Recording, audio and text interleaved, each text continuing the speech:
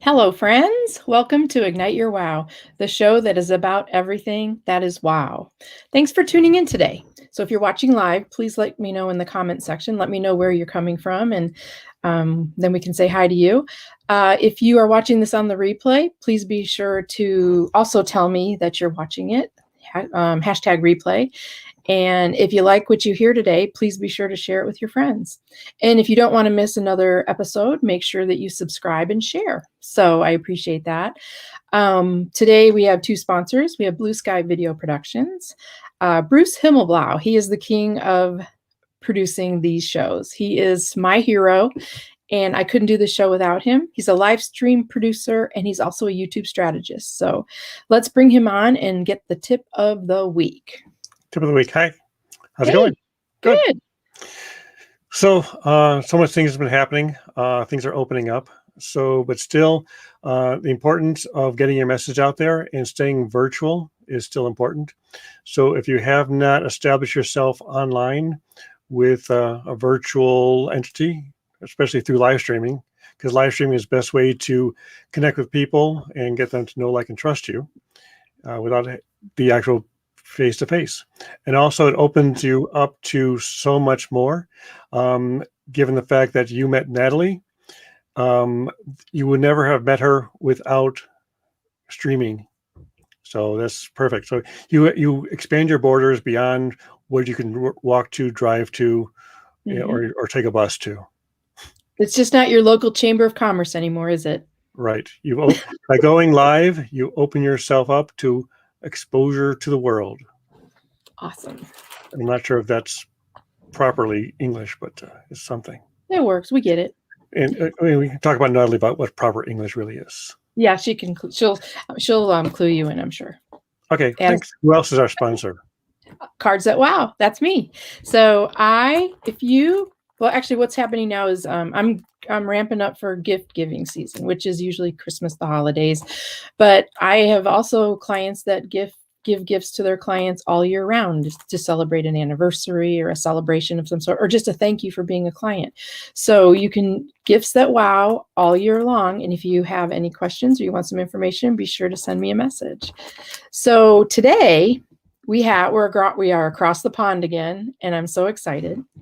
We're going to be chatting with Natalie Betts. She has experience working as a music and creative arts lecturer within the prison education system for the UK, and she's been doing this for over 4 years.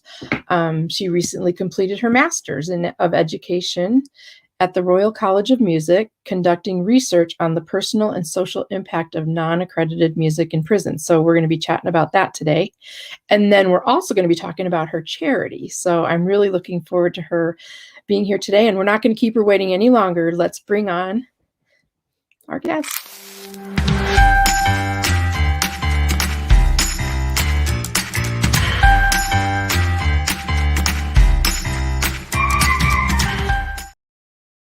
You didn't know I had snappy music, did you? Oh, I loved it. Natalie, thank you so much for being here and staying up late, because it's 9 o'clock, or it's a little after 9 right now, huh? Yeah, that's all right. Well, thanks for having me, Kellen. I appreciate it. Yes. And let's talk about your win tonight. We can't leave that out. Oh, yeah. So, in the Euros, England just beat Germany. Quite a historic record. We're through now to the quarterfinals. So it's all very exciting. I would have been a different version of me, I think, if we'd lost. I actually said an extra prayer. Please let them win.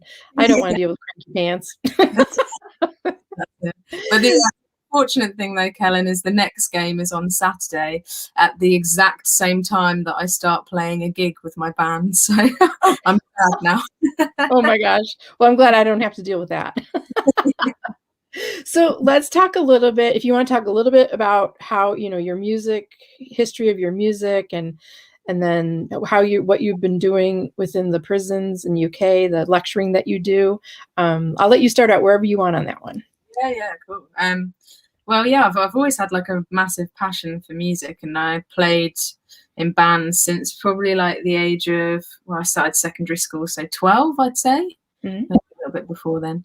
And then, yeah, that kind of progressed, and I went off to university and studied music. But whilst I was at uni, I kind of started exploring how music could be used to help and support other people. Mhm. So for my final year of my undergrad uni degree, I started looking into the use of music for people with dementia. So I had a great granny who lived until she was 102 and a half. And while I was at uni, I used to visit her care home, and she had dementia. It's non-diagnosed dementia, but she had a speech aphasia, which meant that she couldn't kind of string together a sentence very well. But I found that when I took my guitar and I started playing a song, she'd pick out some of the lyrics. And I became really interested with that. And then instead of just playing to my great granny when I went to visit her, I'd play to the rest of the residents at the care home. And then I decided to do my research project in that at the end of university. And straight after uni, I was offered a job by a UK charity called Age UK, running their service Melodies for Memories. Oh, nice. It was great. I ran music workshops for people with age-related memory loss or dementia and their caregivers, so their family, friends, or professional carers in the community. So I'd do like an hour and a half music session where we'd sing some songs, have a laugh, and just kind of forget about everything for a bit, because there's so many benefits for music. There's so many benefits for older people with memory loss that come from engaging with music. Well, talk about an amazing way for a family to, instead of seeing grandpa like this in the chair, they get to see him sitting up and maybe clapping or singing along, and have a better engagement with them. Yeah, totally. I think that's it. Like, music allows people to reconnect with their personality when maybe some of that's lost because of their memory loss.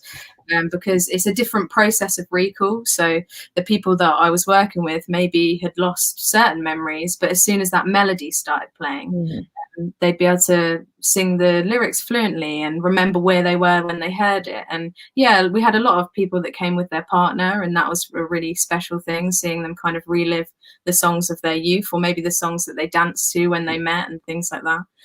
So maybe you can answer this question. So yeah. I can remember all the lyrics to like Bruce Springsteen songs that I learned in like the 70s, but I can't remember what I had for lunch yesterday. Yeah. Can you explain that?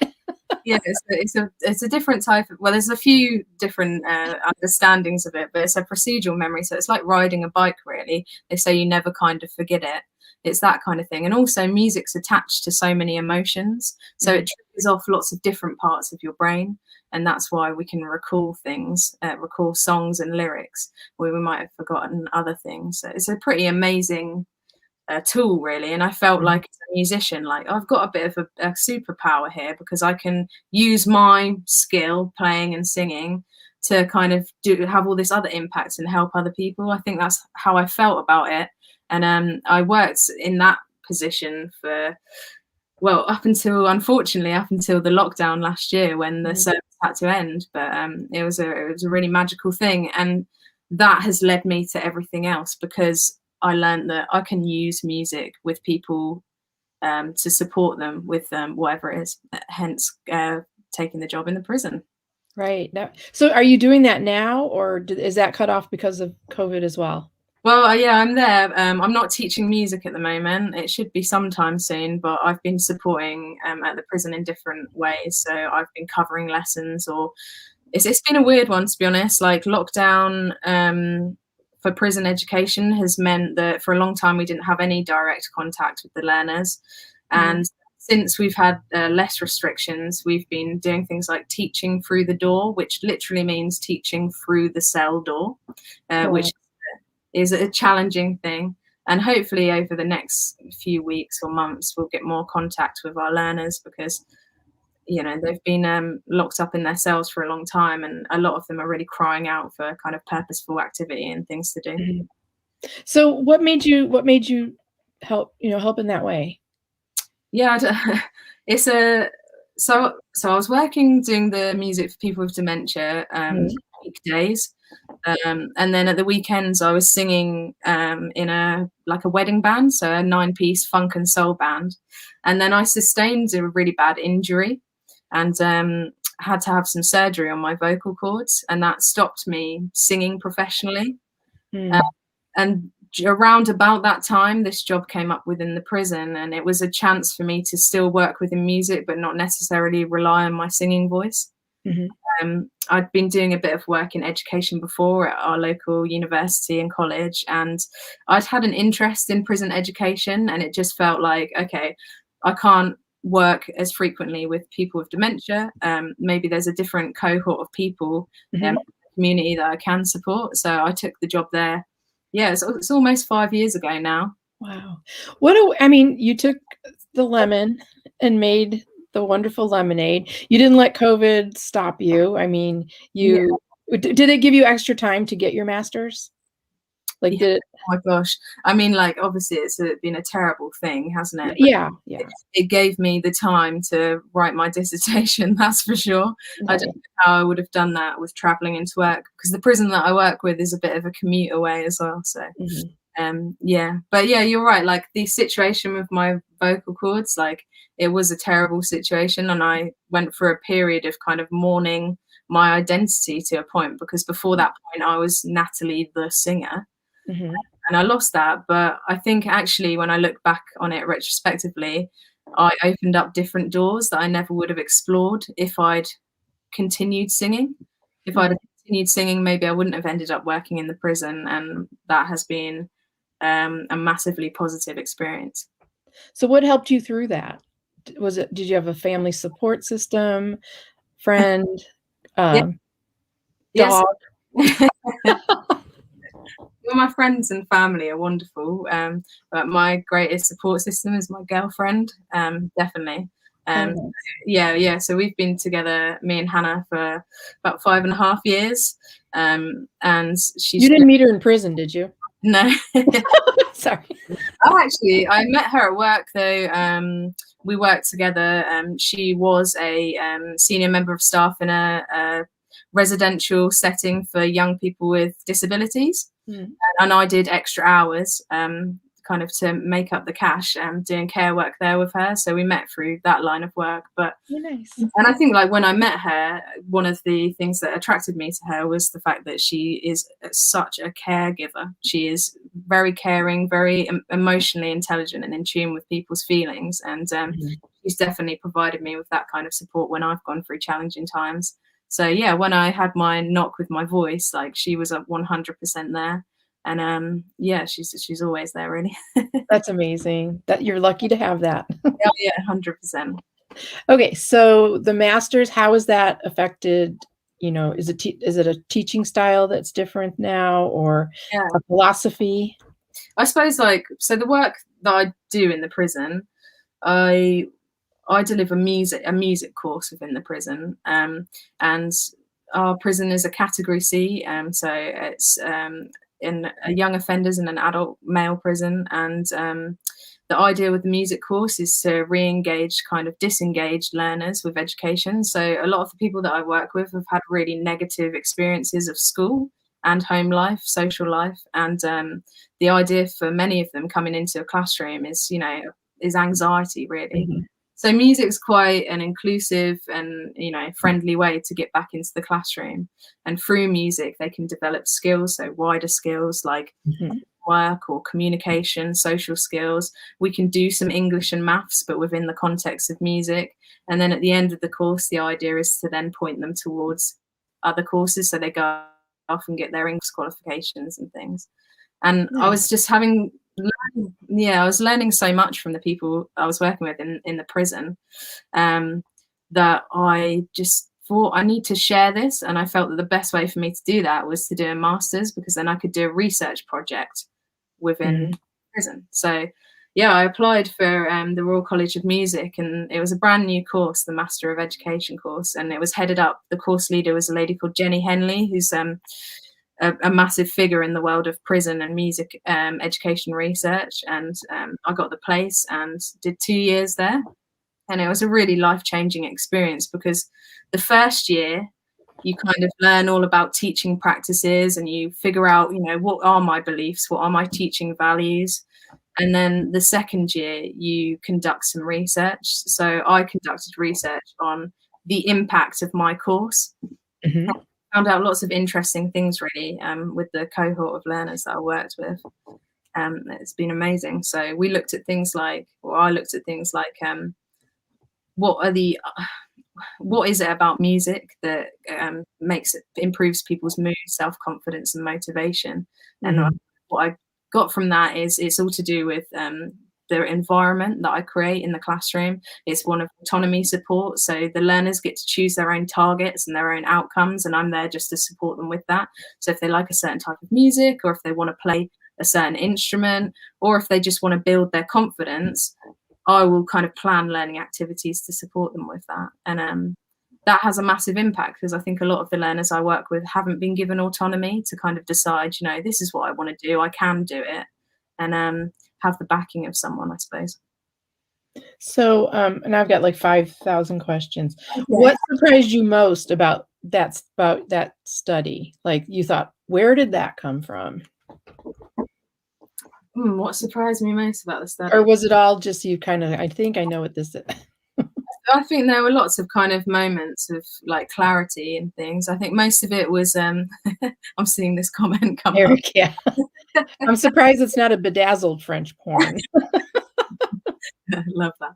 I mean, the main thing it kind of explored was that the prison environment it's not a friendly environment particularly. I know it's very different in America. I don't think they're comparable really, American jails and British prisons, but still it's not a great environment. But you can create spaces within that environment that are positive, and that where the learners get to practice pro-social behaviors rather than negative behaviors that they might be practicing elsewhere in the prison. Right. Yeah. And the main thing I kind of took away from it is, if we can do that in a prison, which is a hostile environment, why aren't we doing more of that in the community with people at risk, like people before they offend, with the families? Do you know what I mean? So if we can create those spaces in a really negative and challenging environment where we've got like limited resources, we've got no technology in prison education, why can't we take that same kind of model and apply it to people, before they get themselves in trouble, really? That would be ideal. I don't even know how you could do that though, you know? I mean, that'd be a nut to crack. Yeah. It's a political thing, really. You change where you pump the money into. Instead of pumping it into a prison system, which potentially doesn't work, you pump it into communities and early education. Yeah. That would be So, like here, like the first thing that's always cut in public schools is art and music. So is that similar where you in the UK? Yeah, definitely. It's always the one that's kind of on the edge, and there's so much research that shows how beneficial it is. And one of the main things that I want to kind of sing about music is it's not always about learning music, it's about learning through music. So learning English skills but through music, it's learning teamwork skills but through music. It's a really important subject, that has so many benefits if it's used in different ways. So it is a massive shame. Yeah, Emily has a reading disorder, and she would, when she was trying to memorize things, she'd put them to songs. Yeah, 100%. And that blew my mind. I'm like, how are you doing this? Okay, so how many instruments do you play instruments, right? Yeah. So what do you play? Yeah, so luckily, because I was predominantly, I suppose, a vocalist, but luckily I've always played electric and acoustic guitar. Oh, nice. I can play a bit of bass guitar and a little bit of keyboard and a little bit of drums. So all the like traditional rock band instruments. So yeah, in my teaching, and I also, aside from all that kind of traditional music instruments, I also create digital music as well. So what I've like moved into more now, and the stuff that I'm releasing online is all electronic music. So where can people find that? Is that on your Instagram or? Yeah, like Spotify. Spotify? Okay. Yeah. So my artist name is Narobe, which is spelled Narobe, and the EP is called New Voice EP, I think. Okay. So if you're watching, check it out. Yeah. So yeah, a mixture of digital music and then kind of the rock band instruments. So you're like, I don't want to say old fashioned, but classic and new combined. Yeah, To a certain point, like I'm not a classically trained musician, that's for sure. Well, I mean, like classic, you know, like guitar, like I don't know. I'm saying yeah, it you're wrong. right, I know what you mean, yeah, like You know what I mean? yeah, So, instrument. what is your like? What do you like doing the best? Do you like playing the music? Like, which instrument do you like, or is it the actual teaching, or you know, what is it that makes you wow? Yeah, okay, so right, so I love writing digital music and electronic music. I love playing guitar in my band. I play in a band at the moment with some friends. But my true passion, which I've only learned through being a musician, is teaching. Like I love education. I think it's a magical thing, and it's just giving someone the key to go away and do something on their own. And I think that's a really, really magical thing. What I love about the arts is it helps escape, no matter Yeah, where you are. Because I taught third grade.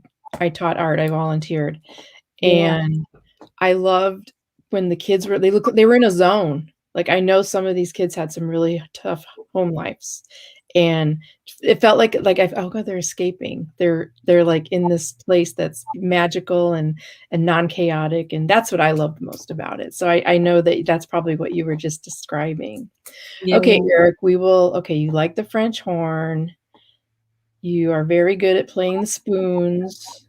You are wearing bedazzled pants. Now here, we tend to cut the finances to things that involve the soul versus things that are repetitive or memorized, such a miss in this world. My artist's name is eBay, and he loves Base Face Pizza in London. Oh, cool. And that's one of his clients. Have you heard of that? Oh, no, I haven't. Okay, I'm cool. intrigued though. Nice. So let's talk about your nonprofit. Yeah. Okay. Cool. I don't want to run out of Yeah. time and not be able to get to everything. Yeah. Oh yeah. Let me tell you about Superpeople. So Super. yeah. So me and Hannah, my girlfriend, met in care.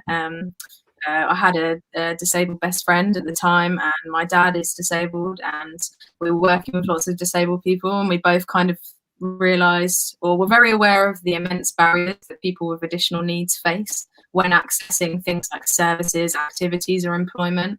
And my best friend is called Jake, and he's a videographer. And I thought between us, we should be able to do something or have some positive impact. So we started Superpeople about 4 years ago. And our kind of mission is to create social change for disabled people and people with additional needs. And we create films and run projects and showcase how non-disabled and disabled people can work together to create inclusive spaces and communities. One of the main things that we do is called the Achieve Project. So we support people with additional needs or disabled people into employment. There's the website. There it is. Yeah, that's it. So we've done things like we've created video CVs for disabled people who have been struggling to find employment, and which has been great, really. We've done a few projects. We worked with a guy called Luke he'd graduated from university and then spent 3 years applying for work and not being given any work. And he based that on the fact that he had quadriplegic cerebral palsy. And when he told employers, they just backed off. And in fact, for a couple of his interviews, I think, they didn't actually have a ramp for him to get into the building. So he was just turned away on that premise. So we made him a video CV in the style of The Apprentice. I think Donald Trump used to present The Apprentice in the US. Yep. Yes, we did one in the style of the UK Apprentice with Alan Sugar. And we launched the video CV online, and it received something like 20,000 views in 1 week. And when you think, like, if you hand in a normal paper-based CV, that's seen by one person. Right. This was a be seen by 20,000 people in a week, and it got shared and accumulated more views, and Luke managed to find full-time employment with an assistive technology company. So it's just been a really positive experience, and then we're running different projects through the charity off of that as well. So tell me another success. Yeah. So another video CV was with Scott. So Scott, again, he had quadriplegic cerebral palsy, or has quadriplegic cerebral palsy, but he's non-verbal and he's a wheelchair user. Mm-hmm. And he communicates using an iPad and his nose. So he presses the buttons with his nose. Mm-hmm. And he wasn't able to find work. People didn't believe that he could work. So with Scott, there we are. So with Scott, he was really passionate about music. So we filmed his video CV at a music festival in the UK. And again, thousands of views when we launched it. And what it did for Scott was encourage him it built his confidence, and it encouraged him to follow his passion in music. And he now DJs with his nose. So he uses his iPad, and he's got an app like on his iPad, and he'll use his nose to control the mixing desk. So he goes under the name DJ Knows It, and I think he's booked up for a few festivals this summer. So that was a really positive story as well. Yeah. So we do that. Go ahead. Sorry. We do that in our spare time. So it's a passion project, something that we've done for a few years. We got funding early on, and it's just a really lovely thing to do with my best friend Jake, who's the videographer.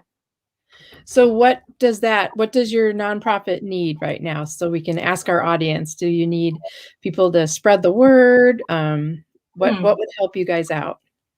I think like the main thing that we'd ask for is just to follow us on Facebook or on Instagram. So I think our Facebook is www.facebook.com/Superpeople UK. And the reason that's one of our kind of main, like one of the things we want the most, is because it's about sharing those stories. Mm-hmm. Because an employer might see that video CV of Scott or Luke's and then think differently about who and how they employ, and think about, are we disability confident? Can we think differently about the way we recruit people? Mm-hmm. So yeah, the more people that kind of follow our Facebook and share our videos, the more we're getting that message out there that we need to think differently about how we support people with additional needs, and how we take down some of those barriers that they face. No, that's a great I love your nonprofit. It's creating this knowledge that, like you said, it's breaking down the barrier and opening it up for more people. So let's go back to our comments here. Oh, Kellen, we have Cynthia here. Hi, Cynthia. And Lynn Serrano. She's my sister from another mother. Thanks for tuning in, you guys. So let's see. So I asked, let's see, I'm going through my questions real quick. I kind of asked this already, but I asked this to all my interviewees: is what makes you wow? Okay, so what makes me wow? What makes me go wow? Would it be anything? Like, what just makes you go wow? Oh my gosh. Honestly, it's so cheesy, but it's just my girlfriend, really. Like, she's yeah. Like, it totally is. Like, I like adore her, and I think she's wicked. And like, the best thing about her is that she just wants me to be the best me. Mm-hmm. So she's really supportive. We don't have to do everything together. We have our own friends and our own things going on, but we're both really supportive of each other. Yeah, she's what makes me wow, but I can feel myself cringing as I say it. You guys enhance each other. You don't need each other, but you enhance each other. Yeah, that's beautiful. I love that. So is there anything that I haven't asked you that you wish I had asked you, so that I'd maybe forgotten or just totally bypassed? Well, I don't know. We met through Write That Book, so maybe I'll chuck in quickly about the book. Yeah. We met through Michael Heppel's Write That Book masterclass. Yeah. And how are you on your book? We didn't talk about your book. Yeah, like some of it's done, maybe a third of it. I need to get writing. It's been a time. But yeah, the book's called Senseful, and it's kind of a guidebook of 30 different activities that you can kind of get involved with that will support your well-being and mental health, essentially. Oh boy, we all need that, especially after this year. I think so. Yeah, I'm so glad you're on my team, because the team will keep us accountable, and we will finish our books this summer. Yeah, definitely. I've written mine twice already, but I don't think that counts unless it's published. So maybe someday I'll be able to rearrange the words and get something out of it. But right now, I love the path I'm on now. So I can't wait to read it to you guys in our little groups. Yeah, it'd be great. Well, thank you so much for being my guest today. Oh, and Phil Baby's here. Hey, Phil. Coach Phil. He's a great coach, business coach. Yeah, thank you so much for your time today. You can probably go relax now. And everyone who's watching, I appreciate you tuning in. If you like what you saw, please share it out and tell your friends. And remember to subscribe.